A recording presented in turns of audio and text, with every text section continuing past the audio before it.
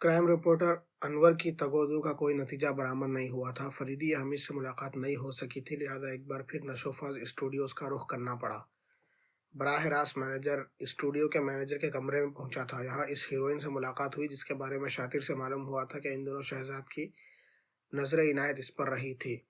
अनवर से बराह रास्त उसका तारुफ कभी नहीं हुआ था, लेकिन शायद वो अनवर को पहचानती थी। उसे देखते ही मुस्तरबाना अंदाज में कुर्सी से उठते हुए बोली, अब शायद मैं अपनी आवाज़ प्रेस तक पहुंचा सकूं। अनवर साहब, आप एक ईमानदार सहाफ़ी हैं, मुझे मालूम है कि आपको कोई ख़रीद नहीं सकता। बैठिए बैठिए, अनवर ने कहा, आखिर क्या परेशानी है? मेरी कोई नहीं सुनता। सेठ विलानी को भी अंदर होना चाहिए। ये राशिद और शहजाद की दुश्मनी का मामला नहीं है, ये विलानी और शहजाद की दुश्मनी का मामला है। आराम से बैठ जाइए और फिर बताइए क्या बात है। स्टूडियो के मैनेजर ने मुस्तरबाना अंदाज में अनवर की तरफ देखा, लेकिन अनवर उसकी तरफ मुतवज्जो नहीं था। मैं यहाँ बात नहीं करूंगी, हीरोइन बोली, कहीं और चलिए। जहाँ दिल चाहे, मेरे ऑफिस में चलिए। यहाँ आपका भी कोई ऑफिस है? क्यों नहीं, मैं खुद भी तो अपनी फिल्में प्रोड्यूस कर रही हूँ। ओह अच्छा, तो चलिए। मैनेजर से अनवर की शनासाई थी। दोनों की नज़रें मिली और अनवर ने उसकी आंखों में कुछ ऐसा तासुर महसूस किया जैसे वो उसे उसके साथ जाने से बाज रखना चाहता हो, लेकिन वो कुछ नहीं कर सकता था। हीरोइन उसे अपने दफ्तर में लाई। दोनों आमने सामने बैठ गए और वो अजीब सी नज़रों से अनवर को देखती रही। फिर बोली, आप बड़ी दिलकश शख्सियत के मालिक हैं। मुझे हैरत है कि आपने कभी फिल्म की तरफ आने के बारे में क्यों नहीं सोचा। फजूल बातें सोचने का वक्त ही नहीं मिलता। हाँ, आप मुझे इस केस के सिलसिले में क्या बताना चाहती हैं? विलानी हरामजादा बहुत दिनों से मेरे चक्कर में है। मैं शहजाद को चाहती थी, वो मेरा महबूब था, दुनिया जानती है। इसलिए विलानी और राशिद ने साजिश करके उसे बात समझ में नहीं आई। वो राशिद की फिल्म का फाइनेंसर है। आपका मतलब है विलानी? जी हाँ, उसने राशिद को मजबूर किया था कि वो शहजाद ही को हीरो कास्ट करे। आखिर उसे क्यों नहीं लिया गया हिरासत में? शहजाद और राशिद के दरमियान दुश्मनी थी। विलानी ने राशिद को इसी शर्त पर फाइनेंस किया था कि वो शहजाद ही को कास्ट करे। और सुनिए, यह सरासर इत्हाम है कि शहजाद ने राशिद की बीवी को वरगलाया था। वो कुतिया खुद ही मर मिटी थी शहजाद पर, और राशिद से तलाक ले लेने के बाद एक अरसे तक शहजाद को खराब व ख्वार रखा था। तो आप मुझसे क्या चाहती हैं? यकीन कीजिए मिस्टर अनवर, मैं इसके अलावा और कुछ नहीं चाहती कि आप भी फिल्म इंडस्ट्री से मुंसलिक हो जाएं। हम दोनों मिलकर ऐसी फिल्में बनाएंगे कि बस। अभी हाल में मैंने हेडले चीज़ का एक नावल पढ़ा है। एक ऐसे क्राइम रिपोर्टर की कहानी है जो स्मगलर्स के एक गिरोह के पीछे पड़ गया। क्या कहानी थी! अगर उसे लोकल कलर देकर ड्रामाई तश्कील की जाए तो मज़ा आ जाए। यही इत्तला देने के लिए आप मुझे यहाँ लाई थी? ओह हाँ, तो वो विलानी सेठ। बस, अनवर हाथ उठाकर बोला, आपकी चाहत भी मशकूक है। मैं नहीं समझी। आखिर चाहत का क्या अंदाज था? अच्छा अच्छा, मैं समझी, वो हंसकर बोली। लेकिन मिस्टर अनवर, चाहत अपनी जगह, बिजनेस अपनी जगह। मैं शहजाद को उसकी ज़िंदगी में चाहती थी। तो फिर विलानी को भी जहन्नुम में झोंकिए। शहजाद तो वापस आ नहीं सकता अगर वो भी गिरफ्तार हो जाए। जी हाँ, और क्या। तो फिर मैं चलूँ? मेरे घर चलिए ताकि आपको हेडले चीज़ का वो नावल दिखा सकूँ। मुझे हेडले चीज़ से कोई दिलचस्पी नहीं है। खैर खैर, फिर सही, वो ढटाई से हंसकर बोली। आप बहुत मसरूफ़ आदमी हैं। वैसे खूबसूरत मर्द मेरी कमज़ोरी हैं। बेवकूफ़ औरतें मेरी कमज़ोरी कभी नहीं रही, अनवर ने कहा और उसके ऑफिस से चला आया। थोड़ी ही दूर चला था कि स्टूडियो का मैनेजर तेज़ी से उसकी तरफ बढ़ता दिखाई दिया। मिस्टर अनवर, प्लीज़ एक मिनट, उसने उसे आवाज़ दी। अनवर रुक गया। बकवास है महज बकवास, उसने करीब पहुंचकर कहा। मैं नहीं समझा आप क्या कहना चाहते हैं? अनवर ने मुतहय्यराना अंदाज में पलकें झपकाई। शादा विलानी के बारे में जो कुछ कह रही थी महज बकवास है। विलानी मार्केट वैल्यू के बिना पर शहजाद के कास्ट किए जाने पर जोर दिया था। किस्सा दरअसल ये है कि उसने अपनी ज़ाती फिल्म के लिए इससे फाइनेंस मांगा था, लेकिन उसने इनकार कर दिया था। तो आप चाहते हैं कि मैं अपनी रिपोर्टिंग में विलानी को कोई अहमियत ना दूँ? मैं चाहता हूं कि आप शादा के लगाए हुए इल्ज़ाम से मुताल्लिक खासी पूछगछ के बाद रिपोर्टिंग करें। मशवरे का शुक्रिया, मैं ख्याल रखूंगा। आपके लिए एक अहम इत्तला और भी है, गालिबन आपके लिए कारआमद हो, मैनेजर ने कहा। फरमाइए। कर्नल फरीदी ने उस रोल के रश प्रिंट्स तलब किए थे जो शूटिंग के वक्त कैमरा में चल रहा था, लेकिन वो रोल लेबॉर्ट्री से गायब हो गया। किस लेबॉर्ट्री से? गुल प्रोसेस से, और गुल प्रोसेस का मालिक रहीम गुल शादा का बड़ा भाई है। ओह, मैंने अपना फ़र्ज समझा कि आपको आगाह कर दूं। अरशद के गर्द जाल बिछाया जा रहा है। वो इतना बुरा नहीं है कि किसी के खिलाफ उसकी दुश्मनी उसे कत्ल तक ले जाए। मैं देखूंगा, अनवर ने कहा और मोटरसाइकिल स्टार्ट करके स्टूडियो से निकल भागा। वो दोनों कोठी में दाखिल होकर बैठने भी ना पाए थे कि फ़ोन की घंटी बजी। फरीदी ने रिसीवर उठा लिया। हेलो कर्नल साहब, दूसरी तरफ से आवाज़ आई। ओह अनवर, جی ہاں، کیا راشد الوی آپ کی کسٹڈی میں ہے؟ ہوں، کیوں؟ کیا آپ نے اس مخصوص شوٹنگ کے رش پرنٹس طلب کیے تھے؟ ہاں کیے تھے، ابھی تک موصول نہیں ہوئے۔ نہیں موصول ہو سکیں گے، کیا مطلب؟ نیگیٹو کا رول لیبارٹری سے غائب ہو گیا ہے۔ تمہیں کیسے معلوم ہوا؟ راشد الوی سے میرے مراسم ہیں، اس لیے میں کل سے دوڑ دھوپ کر رہا ہوں۔ آپ سے کئی بار فون پر رابطہ قائم کرنے کی کوشش کر چکا ہوں۔ میں یہاں نہیں تھا، کیا میں آ سکتا ہوں؟ آ جاؤ۔ فریدی ریسیور کریڈل پر رکھ کر حمید کی طرف مڑا۔ آپ نے اسے کیوں بلایا؟ حمید نے پوچھا۔ وہ خود آنا چاہتا ہے، میں نے نہیں بلایا۔ اس نے اطلاع دی ہے کہ وہ رول لیبارٹری سے غائب ہو گیا ہے جس کے رش پرنٹس میں نے منگوائے تھے۔ اسے اس کی اطلاع کیوں کر ہوئی کہ آپ نے رش پرنٹس منگوائے تھے؟ میں نہیں جانتا۔ اچھی بات ہے، میں جا کر خبر لیتا ہوں گل پروسیس والوں کی۔ ضرور خبر لو، فریدی لاپرواہی سے شانوں کو جنبش دے کر بولا۔ حمید فرار چاہتا تھا، 2 دن سے سکون نصیب نہیں ہوا تھا۔ انور کے آتے ہی پھر وہ قضیہ چھڑ جاتا۔ وہ اپنے کمرے میں آیا اور لباس تبدیل کرنے لگا۔ عجیب سی وحشت ذہن پر طاری تھی۔ اس کیس کی طرف سے دھیان ہٹاتا تھا لیکن کامیاب نہیں ہوتا تھا۔ کیا سپاہی مبارک علی اس لیے مر گیا کہ جو کچھ اس نے دیکھا تھا کسی اور کو نہ بتا سکے؟ ادھر نیگیٹو کا وہ رول لیبارٹری سے غائب ہو گیا جو حادثے کے دوران میں کیمرے میں چل رہا تھا۔ گویا اس میں بھی کوئی ایسی چیز تھی جو مبینہ حادثے کی وجہ پر روشنی ڈال سکتی۔ وہ لباس تبدیل کر کے کمرے سے نکلا اور باہر جا ہی رہا تھا کہ فریدی نے آواز دی۔ وہ پھر لیونگ روم کی طرف گھوم گیا۔ گل پروسیس کے پورے عملے کو چیک کرنا، فریدی نے کہا۔ دودھ کی شیشی اور نیپکن بھی ساتھ کر دیجیے، حمید بھنا کر بولا۔ دفع ہو جاؤ۔ وہ سر ہلا کر چل دیا، جیسے دفع ہو جاؤ سنے بغیر توانائی میں کمی واقع ہو جاتی۔ گل پروسیس اسی سڑک کی ایک عمارت میں واقع تھا جس پر نشوفاس اسٹوڈیو کی عمارت تھی۔ حمید کی گاڑی عین پروسیس کے دفتر کے سامنے جا رکی لیکن وہ گاڑی سے اترا نہیں، انجن بند کر کے بیٹھا عمارت کو گھورتا رہا۔ سوچ رہا تھا کہ اسے رحیم گل سے کس طرح پیش آنا چاہیے کیونکہ وہ اسے انڈسٹری کا دادا بھی کہلاتا تھا۔ شہر کے متعدد بڑے بدماش اس کے گرد پھرتے تھے۔ خود بھی دیو پیکر قسم کا آدمی تھا، بزنس بھی دھوس دھڑلے کے بنا پر کرتا تھا، ورنہ آس پاس کئی لیبارٹریز اور بھی تھی۔ حمید گاڑی سے اتر کر آفس پہنچا۔ لیبارٹری انچارج سے ملاقات ہوئی۔ خود رحیم گل اس وقت موجود نہیں تھا۔ حمید نے رش پرنٹس کے بارے میں استفسار کیا۔ ہمیں وہ رول ہی موصول نہیں ہوا جس کا آپ ذکر کر رہے ہیں، اس نے کہا، اور حمید نچلا ہونٹ دانتوں میں دبا کر رہ گیا۔ مقابل نظریں لیبارٹری انچارج کے چہرے پر جمی ہوئی تھی۔ آپ تو اس طرح دیکھ رہے ہیں جناب جیسے میں غلط بیانی سے کام لے رہا ہوں۔ لیبارٹری انچارج نے کہا۔ رحیم گل کہاں ہے؟ حمید نے خشک لہجے میں پوچھا۔ مجھے علم نہیں۔ وہ رجسٹر لاؤ جس میں روزانہ کا اندراج کرتے ہو۔ جی ہاں، رجسٹر بھی دیکھ لیجیے۔ انچارج دوسری میز کی طرف بڑھتا ہوا بولا اور اس پر سے ایک رجسٹر اٹھا کر حمید کے سامنے رکھ دیا۔ کل سے آج تک کے مندرجات دکھاؤ۔ وہ رجسٹر کے ورق الٹنے لگا۔ یہ دیکھیے، یہاں سے کل کے اندراجات کی ابتدا ہوتی ہے۔ انچارج نے نشاندہی کی۔ حمید نے بغور جائزہ لے ڈالا مگر RA پروڈکشن کا کوئی اندراج نہ ملا، لیکن پروڈکشن مینیجر نے اطلاع دی تھی کہ رول یہیں دیا گیا ہے۔ حمید نے کہا۔ خدا جانے جناب، اگر یہاں دیا گیا ہوتا تو اس کے پاس رسید ضرور ہوگی، اس نے بیزاری سے کہا۔ ٹھیک ہے، میں اسے دیکھتا ہوں، حمید نے کہا اور دفتر سے باہر آ گیا۔ راشد الوی کا کام رک گیا تھا۔ ضروری نہیں تھا کہ اس کے پروڈکشن مینیجر سے اسٹوڈیو ہی میں ملاقات ہو جاتی، پھر بھی وہ نشوفاس اسٹوڈیو کی طرف روانہ ہو گیا۔ یہاں اسٹوڈیو کے مینیجر سے ملاقات ہوئی اور اس نے بتایا کہ راشد الوی کے دفتر میں تالا پڑا ہوا ہے، اس کے یونٹ کا کوئی آدمی اس وقت اسٹوڈیو میں نہیں مل سکے گا۔ اور پھر اس نے حمید سے پوچھ لیا، کیوں جناب، اس رول کا سراغ ملا یا نہیں؟ حمید چونک کر اسے دیکھنے لگا اور وہ جلدی سے بولا، کیوں، کیا میں نے کوئی غلط بات پوچھ لی جناب؟ قطعی نہیں، حمید نے سر کو منفی جنبش دے کر کہا۔ تو یہ بات خاصی مشہور ہو گئی۔ میں نہیں جانتا یہ کیسے مشہور ہوئی، مینیجر سر پٹا کر بولا اور چاروں طرف دیکھنے لگا۔ لیکن گل پروسیس والے کہتے ہیں کہ رول ان کے یہاں سرے سے پہنچا ہی نہیں۔ حمید اسے غور سے دیکھتا ہوا بولا، بڑی عجیب بات ہے، میں نے رجسٹر بھی دیکھا ہے، اس رول سے متعلق کوئی اندراج نہیں ملا۔ تو انہوں نے صاف انکار کر دیا؟ مینیجر نے متحیرانہ انداز میں پوچھا۔ ظاہر ہے، تبھی تو مجھے راشد الوی کے پروڈکشن مینیجر کی تلاش ہے۔ مارا گیا بیچارہ، رحیم گل کے ڈر سے سچی بات نہ بتا سکے گا اور دوسری طرف سے آپ لوگ گردن دبائیں گے۔ رسید تو ہوگی اس کے پاس؟ بہترے کاموں کا اندراج سرے سے ہوتا ہی نہیں، پھر رسید کیسی؟ اگر منظر عام پر نہ آئے تو میں بھی کچھ بتاؤں آپ کو؟ ضرور ضرور، میں غیر شادی شدہ ہوں۔ جی، میں نہیں سمجھا۔ شادی شدہ لوگوں سے راز کی باتیں نہیں کہی جاتی، وہ اپنی بیویوں کو بتانے اور بیویاں پڑوسیوں تک پہنچا دیتی ہے۔ اس طرح شہر میں ڈھنڈورا پٹ جاتا ہے۔ مینیجر بھیڈنگے پن سے ہنس کر بولا، بجائے ارشاد فرمایا، ایسا ہی ہوتا ہے، اسی طرح بہترے سرکاری راز منظر عام پر آ جاتے ہیں، لہذا جو کچھ بتانا ہے اطمینان سے بتائیے۔ پروڈکشن مینیجر نے وہ رول خود رحیم گل کے ہاتھ میں دیا تھا اور اسے آگاہ کر دیا تھا کہ رش پرنٹس محکمہ سراغ رسانی کو جائیں گے، تو پھر ہو سکتا ہے کہ رحیم گل ہی اس سلسلے میں جواب دہی کر سکے۔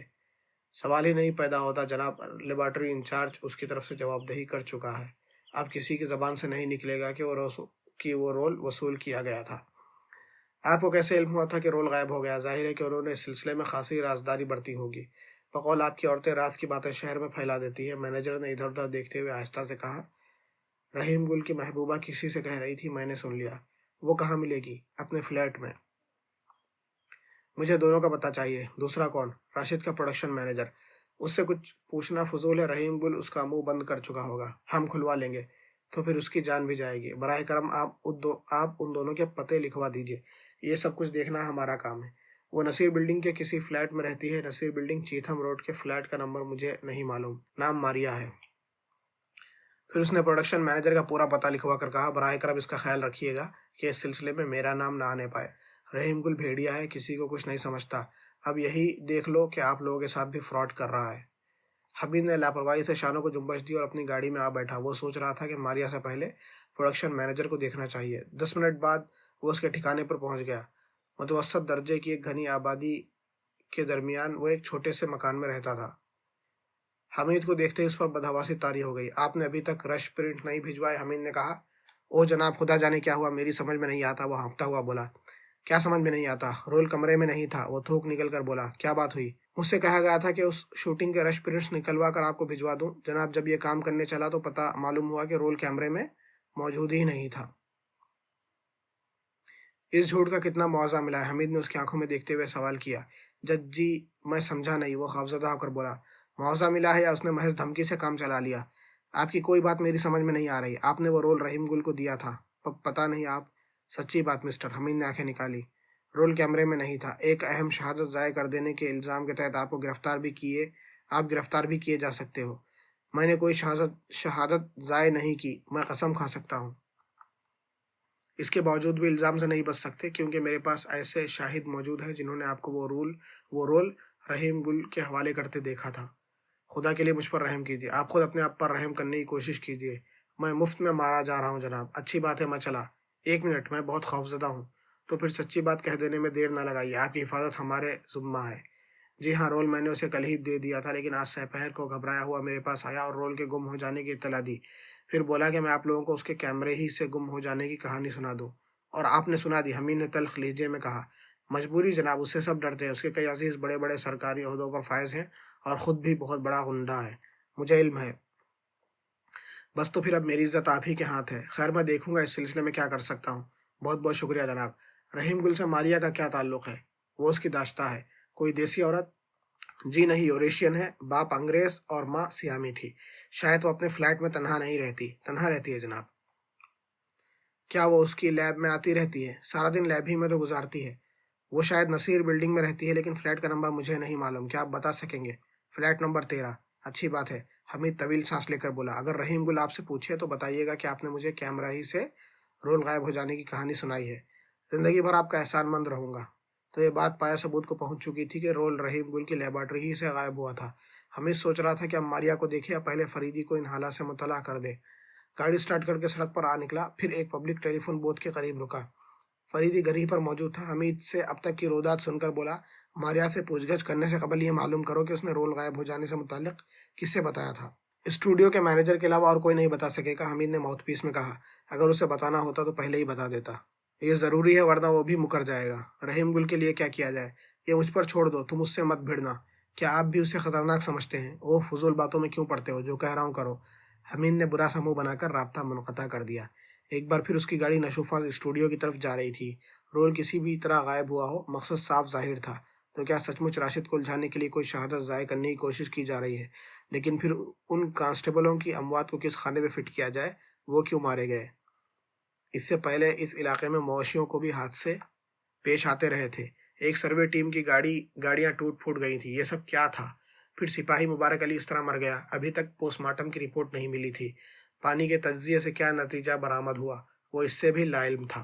اسٹوڈیو کی پارکنگ شیڈ میں گاڑی پارک کر کے وہ مینیجر کے کمرے کی طرف بڑھا۔ مینیجر آفس میں موجود نہیں تھا، لیکن کئی اور افراد بیٹھے نظر آئے۔ حمید نے مینیجر کے متعلق استفسار کیا۔ چپڑاسی نے بتایا کہ وہ کسی فلور پر گیا ہوا ہے اور یہ ضروری نہیں ہے کہ جلد ہی اس کی واپسی بھی ہو جائے۔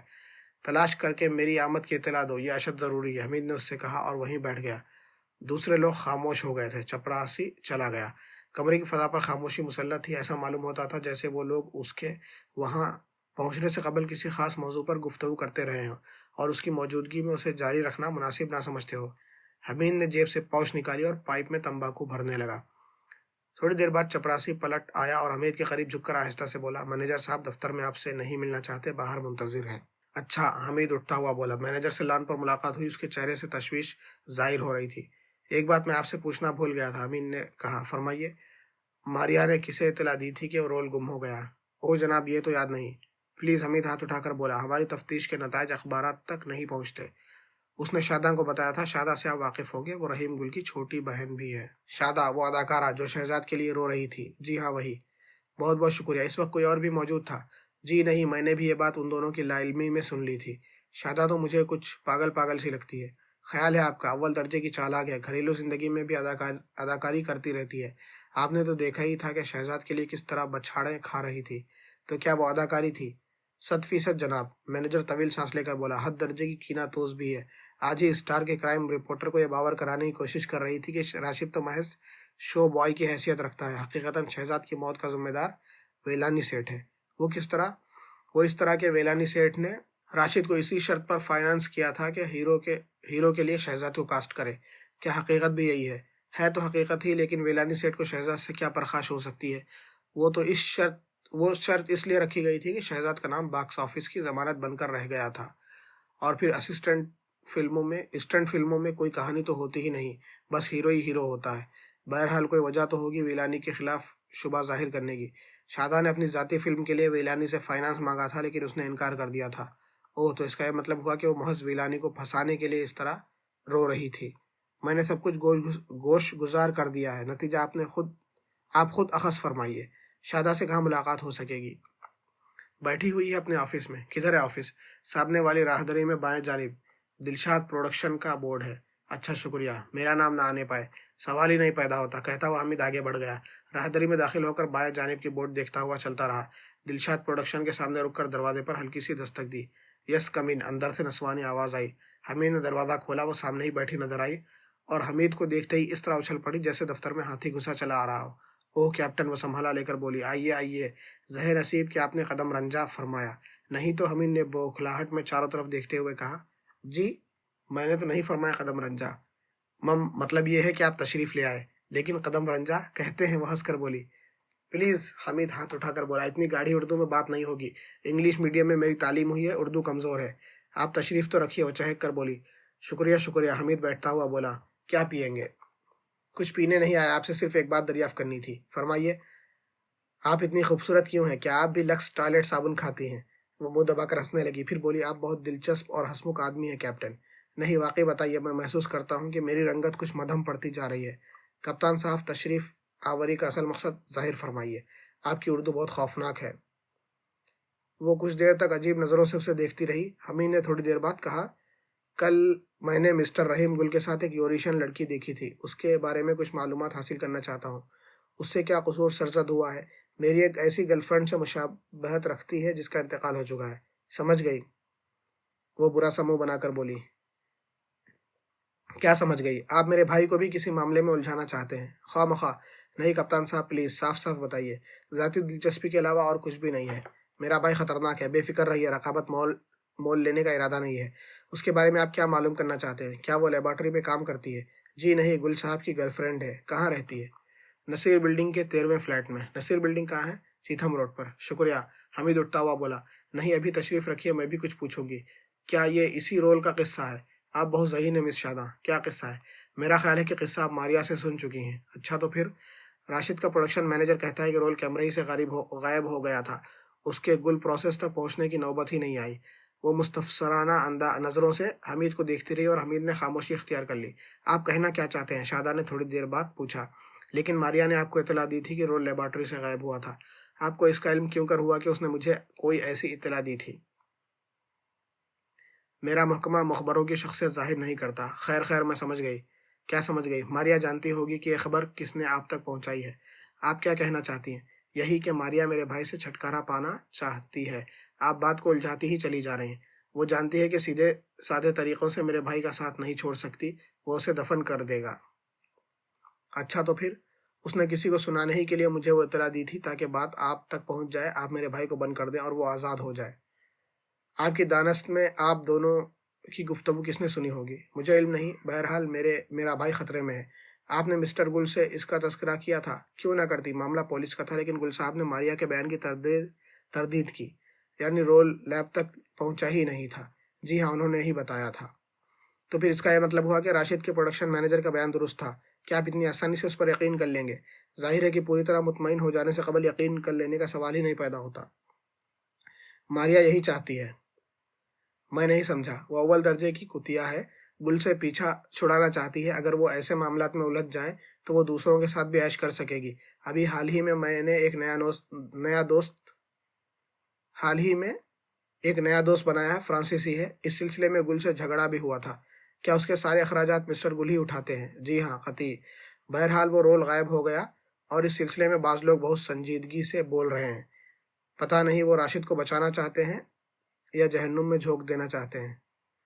ویلانی سیٹ سے ہی پوچھ گچھ کی آپ نے؟ ہم اپنے طور پر سب کو دیکھ رہے ہیں۔ راشد اور شہزاد کو یکجا کرنے کی ذمہ داری اسی پر ہے، ہمیں علم ہے، لیکن اسے حراست میں نہیں لیا گیا۔ ہر مشتبہ آدمی کو حراست میں نہیں لیا جا سکتا۔ ماریا کے بارے میں آپ کا کیا خیال ہے؟ آنکھیں کرنچی نہ ہوتی تو لاجواب ہوتی۔ آپ بہت ہنسمکھ ہیں، لیکن کرنل فریدی کے تصور سے بھی ہول آتا ہے۔ میرا خیال ہے کہ انہوں نے کسی سے بھی سخت لہجے میں گفتگو نہیں کی تھی۔ عجیب شخصیت ہے، بس الفاظ میں بیان کرنا مشکل ہے۔ وہ طویل سانس لے کر بولی، یوں سمجھ لیجئے دلکش بھی اور خوفناک بھی۔ دلکش اس صورت میں کہ ان سے آنکھیں نہ ملنے پائیں۔ آنکھیں ملتے ہی ایسا معلوم ہوتا ہے جیسے دل سینے سے اچھل کر حلق میں آ گیا ہو۔ آپ ٹھیک کہہ رہی ہیں، پچھلے سال ایک خاتون کو آنکھیں ملتے ہی قے ہو گئی تھی اور دل حلق کے باہر آ گیا تھا۔ میں مذاق نہیں کر رہی، حقیقت بیان کر رہی ہوں۔ اس فرانسیسی کے بارے میں کچھ بتائیے جس سے ماریا کی دوستی ہے۔ نیشنل اسٹوڈیوز میں ساؤنڈ انجینئر ہے، والگو نام ہے۔ اس نے کہا، آپ خواہ مخواہ اتنی دور جا رہے ہیں، بس ویلانی سیٹ کو ٹٹولیے، حقیقت سامنے آ جائے گی۔ آپ بھی تو شاید کوئی فلم پروڈیوس کرنے والی ہیں۔ جی ہاں، اور میرا دعویٰ ہے کہ باکس آفس ہٹ ہوگی۔ موضوع کیا ہے؟ پیروڈی، چراغ علاؤدین کی پیروڈی۔ واقعی ہٹ کر ہوگی، کیونکہ قوم کی خوش مزاجی عروج پر پہنچی ہوئی ہے۔ بس دشواری یہ ہے کہ انڈسٹری میں کوئی ایسا آدمی موجود نہیں ہے جو چراغ کے جن کا رول ادا کر سکے۔ اگر میں فراہم کر دوں تو؟ اگر آپ سنجیدگی سے کہہ رہے ہیں تو بے حد مشکور ہوں گی۔ ابھی بلواؤں؟ ضرور ضرور، میں ابھی 2 گھنٹے تک آفس میں بیٹھوں گی۔ تو پھر میں ابھی آیا، حمید اٹھتا ہوا بولا۔ گاڑی پر بیٹھ کر وہ اسٹوڈیو سے نکلا چلا گیا، پھر ایک ڈرگ اسٹور کے سامنے گاڑی روکی۔ فریدی کو اپنی اور شادہ کی گفتگو کے بارے میں بتانا چاہتا تھا، لیکن گھر کے نمبروں سے رابطہ قائم نہ ہو سکا۔ پھر اس نے دوسرے نمبر بھی آزمایا اور فریدی سے رابطہ قائم کرنے میں ناکام رہا۔ فریدی کو رپورٹ دیے بغیر ماریا کے سلسلے میں کوئی قدم اٹھانا نہیں چاہتا تھا، لہٰذا کیوں نہ تھوڑی سی تفریح۔ شادہ سے وعدہ کیا تھا کہ اس کے فلم کے لیے ایسا آدمی فراہم کر دے گا جو چراغ علاؤدین کے جن کا رول ادا کر سکے۔ اس نے فون نمبر پر قاسم کے نمبر ڈائل کیے۔ تھوڑی ہی دیر بعد دوسری طرف سے قاسم ہی کی آواز آئی تھی۔ کیا کر رہے ہو؟ حمید نے پوچھا۔ تم سے مطلب؟ کسی مطلب کے بغیر میں تمہیں کب گھانس ڈالتا ہوں؟ اچھا کہو جلدی، جو کچھ کہنا ہے۔ تم نے ایک بار بتایا تھا کہ تمہیں فلمی اداکارہ شادہ بہت اچھی لگتی ہے۔ پچھلے سال کی بات ہے، آج کل جمالو اچھی لگ رہی ہے۔ میں اس وقت نشوفاز اسٹوڈیوز میں شادہ کے دفتر میں بیٹھا ہوا ہوں، اور تمہارے والد صاحب؟ قاسم کے لہجے میں جھلاہٹ تھی، اشارہ کرنل فریدی کی طرف تھا۔ ان کا یہاں کیا کام؟ میں پوچھتا ہوں فون کیوں کیا ہے؟ قاسم کی دہاڑ سنائی دی۔ اچھا وقت گزارنا ہو تو نشوفاز میں پہنچ جاؤ، آدھے گھنٹے تک تمہارا انتظار یہی کر سکتا ہوں۔ اگر کسی نے گھسنے نہ دیا تو؟ جس وقت تمہاری رولس رائس اسٹوڈیوز کے پھاٹک پر پہنچے گی تو چوکیدار بوکھلا کر پھاٹک کھول دے گا۔ بیوقوف تو نہیں بنا رہے؟ بیوقوف تو تمہیں گھر بیٹھے بنا سکتا ہوں، یہاں بلانے کی کیا ضرورت؟ ہاں سالے، پہلے خود ہی بلاؤ گے، پھر جڑ دو گے چپاٹی بیگم سے۔ مت آؤ، ٹھہرو، اسٹوڈیو میں تمہیں کہاں تلاش کروں گا؟ جس سے بھی پوچھو کہ دلشاد پروڈکشن کے دفتر تک پہنچا دے گا۔ کون پروڈکشن؟ دلشاد پروڈکشن کا دفتر، شادہ کے فلم یونٹ کا نام ہے۔ اچھا، میں آ رہا ہوں، جتنی جلدی ممکن ہو۔ میں تو کیا ٹیلی فون ہی پر بیٹھ کر چلا ہوں۔ حمید نے ریسیور کیڈل پر رکھ دیا۔ تھوڑی دیر بعد اس کی گاڑی پھر اسٹوڈیوز کی طرف واپس جا رہی تھی۔ شادہ اپنے آفس ہی میں ملی حمید کو دیکھ کر ہنس پڑی، لیکن حمید اس ہنسی کا مطلب نہ سمجھ سکا۔ یہ اظہار مسرت کس سلسلے میں تھا؟ حمید نے بڑی سنجیدگی سے پوچھا۔ میں سمجھی تھی شاید آپ واپس نہیں آئیں گے۔ واپس کیوں نہ آتا؟ میرا خیال تھا شاید آپ ماریا کی تلاش میں نکل کھڑے ہوں گے۔ ہونا تو یہی چاہیے تھا، لیکن آپ کے لیے چراغ والا جن فراہم کر دینے کا وعدہ کر چکا ہوں۔ کافی پئیں گے؟ شکریہ۔ شادہ نے میز پر رکھی ہوئی گھنٹی بجائی۔ ایک لڑکا آفس میں داخل ہوا، اس سے کافی لانے کے لیے کہا، اور اس کے چلے جانے کے بعد حمید سے بولی، آپ پولیس والے نہیں لگتے۔ میں نہیں سمجھا۔ آپ کی آنکھیں بہت خوبصورت ہیں، سچ کہتی ہوں رانجھا کے رول میں جواب نہ ہوگا۔ کیا مجھے اس پر خوش ہونا چاہیے؟ میں نے سنا ہے آپ کو عورتیں گھیرے رہتی ہیں، بیوقوف سمجھتی ہیں۔ میں تو نہیں سمجھتی۔ بہت بہت شکریہ۔ شہزاد نہ مرتا تو آپ سے ملاقات بھی نہ ہوتی۔ مجھے بے حد افسوس ہے، آپ دونوں گہرے دوست تھے۔ جی ہاں، وہ طویل سانس لے کر بولی اور کسی قدر مغموم نظر آنے لگی۔ انڈسٹری ایک اچھے اداکار سے محروم ہو گئی۔ ویسے راشد کی بیوی کا کیا قصہ؟ اچھی عورت نہیں تھی، یہ غلط ہے کہ شہزاد نے اسے ورغلایا تھا، وہ خود اس پر ریچھی تھی۔ راشد سے طلاق لے کر کچھ دن شہزاد کے ساتھ رہی، پھر اسے بھی چھوڑ گئی اور راشد شہزاد کا دشمن ہو گیا۔ فطری بات ہے، شادہ نے کہا، اور پھر چونک کر بولی، آپ کا وہ جن کب آئے گا؟ حمید نے گھڑی دیکھتے ہوئے کہا، بس آ ہی رہا ہوگا، اور ہاں یہ بھی بتا دوں وہ جتنا لمبا چوڑا ہے اتنا ہی مالدار بھی ہے۔ پھر کیوں وہ اس پر راضی ہونے لگا؟ راضی کرنا میرا کام ہے، آخر ہے کون؟ بے حد دولت مند گھرانے کا واحد چشم و چراغ، عاصم ملٹی انڈسٹریز کے سیٹ عاصم کا نام تو سنا ہی ہوگا آپ نے، کیوں نہیں؟ انہی کے فرزند ارجمند ہے مسٹر قاسم۔ میں نے ان کے بارے میں سنا ہے لیکن آج تک دیکھنے کا اتفاق نہیں ہوا۔ کیا آپ کو یقین ہے کہ وہ اس پر تیار ہو جائیں گے؟ کوشش کی جائے گی، ماں بچپن ہی میں مر گئی تھی، اس لیے پیار کا بھوکھا ہے۔ شادی شدہ ہیں؟ شدہ بھی ہے اور غیر شدہ بھی ہے۔ میں نہیں سمجھی۔ بیوی اتنی خائف رہتی ہے کہ پاس بھی نہیں بھٹکنے دیتی۔ اوہ اچھا اچھا، کہہ کر وہ نچلے ہونٹ پر زبان پھیرنے لگی۔ اتنے میں لڑکا کافی کی ٹرے اٹھائے ہوئے آفس میں داخل ہوا۔ ادھر لاؤ، میں خود بنا لوں گی، شادہ نے اس سے کہا۔ لڑکا کافی کی ٹرے رکھ کر باہر چلا گیا۔ ٹھیک اسی وقت آواز آئی، کیپٹن حمید اندر ہیں؟ آ گیا۔ حمید اٹھتا ہوا بولا، میں اسے لا رہا ہوں۔ قاسم راہدری میں ہونکوں کی طرح منہ اٹھائے کھڑا تھا، اور تھوڑے ہی فاصلے پر کچھ لوگ کھڑے اسے اس طرح دیکھ رہے تھے جیسے وہ کسی دوسرے سیارے کی مخلوق ہو۔ حمید نے اس کا ہاتھ پکڑا اور آہستہ سے بولا، ذرا طبیعت کو قابو میں رکھنا۔ قاسم تھوک نگل کر رہ گیا۔ شادہ نے اٹھ کر اس کا استقبال کیا تھا اور حیرت سے پلکیں جھپکاتی رہ گئی تھی۔ یہ مس شادہ ہیں اور آپ مسٹر قاسم، حمید نے تعارف کرایا۔ شادہ مسافے کے لیے ہاتھ بڑھا دیا۔ قاسم کی سانس پھول رہی تھی، پتہ نہیں کس طرح اس نے مسافہ کیا تھا۔ بڑے خوبیوں کے آدمی ہیں، حمید نے شادہ سے کہا۔ تشریف رکھیے جناب۔ قاسم پتہ نہیں کس مشکل سے بیٹھ سکا تھا۔ شادہ نے لڑکے کو آواز دے کر ایک اور کافی لانے کو کہا۔ قاسم صاحب بہت مخلص آدمی ہے، حمید نے کہا۔ ارے ہی میں کیا؟ قاسم نے خاکساری کا مظاہرہ کرتے ہوئے کہا۔ آپ سے مل کر بڑی خوشی ہوئی جناب، شادہ نے کہا۔ وہ اب بھی اس کے تنوتوش کو حیرت سے دیکھے جا رہی تھی۔ دفعتاً فون کی گھنٹی بجی اور اس نے ہاتھ بڑھا کر ریسیور اٹھا لیا۔ تھوڑی دیر تک سنتی رہی، پھر بولی، اس وقت نہیں مل سکتی، مصروف ہوں، کل 10 بجے صبح آئیے گا، مجھے افسوس ہے۔ ریسیور کریڈل پر رکھتی ہوئی بڑبڑائی، صورت نہ شکل، بھاڑ سے نکل۔ حمید سوالیہ نظروں سے اسے دیکھ رہا تھا۔ دونوں کی نظریں ملی اور شادہ نے کہا، ایک صاحب کے بھتیجے فلم میں رول چاہتے ہیں، صبح شام بور کرتے ہیں کہ کسی سے سفارش کر دو۔ کر دیجئے سفارش۔ آڈیشن اور اسکرین ٹیسٹ میں ناکام ہو چکے ہیں۔ لڑکا تیسری پیالی لایا اور وہ کافی انڈیلنے لگی۔ حمید نے قاسم کو آنکھ ماری، وہ گڑبڑا کر دوسری طرف دیکھنے لگا۔ آپ تو بہت مصروف رہتے ہوں گے؟ دفعتاً شادہ نے قاسم سے پوچھا۔ جی ہاں۔ آپ کے تو کئی آفس ہیں، کس آفس میں بیٹھتے ہیں؟ کسی میں بھی نہیں مم، میں تو گھر میں مصروف رہتا ہوں۔ گھر میں کیا مصروفیت ہوتی ہے؟ بس لیٹا رہتا ہوں۔ بڑی عظیم الشان مصروفیت ہے، وہ مسکرا کر بولی۔ کیا خیال ہے آپ کا؟ حمید نے شادہ سے پوچھا۔ لاجواب، لیکن محنت کرنی پڑے گی۔ اس کی فکر نہ کیجیے، محنت تو میں کروں گا، لیکن یہ تیار بھی ہو جائیں گے، یہ بھی مجھ پر چھوڑ دیجیے۔ بہرحال میں تیار ہوں، شادہ نے کہا۔ قاسم ہونکوں کی طرح منہ کھولے دونوں کی شکلیں تکے جا رہا تھا۔ دفعتاً کھنکار کر بولا، تم نے مجھے کیوں بلایا تھا؟ میں نے ان سے تذکرہ کیا تھا کہ تم بہت اچھے پامسٹ ہو، حمید نے کہا۔ میں قاسم تھوک نکل کر رہ گیا۔ بہتر ہے کہ تم انگلش میں گفتگو کرو، میری طرح تمہاری اردو بھی اچھی نہیں ہے۔ حمید نے قاسم کا شانہ تھپک کر کہا۔ شادہ بھی روانی سے انگلش بول سکتی ہے، یہ بہت اچھی بات ہے، قاسم نے انگلش میں کہا۔ ہاں تو میں یہ کہہ رہا تھا کہ تم مس شادہ کا ہاتھ دے کر بتاؤ کہ بحیثیت فلم پروڈیوسر یہ کیسی رہیں گی، حمید بولا۔ قاسم کی شکل سے صاف ظاہر ہو رہا تھا جیسے دل ہی دل میں حمید کو گندی گندی گالیاں دے رہا ہو۔ اس کے فرشتوں کو بھی علم نہیں تھا کہ پامسٹری کس چڑیا کا نام ہے، وہ تو بس اتنا جانتا تھا کہ اس کے ہاتھ میں شادی کی دوسری لکیر نہیں ہے۔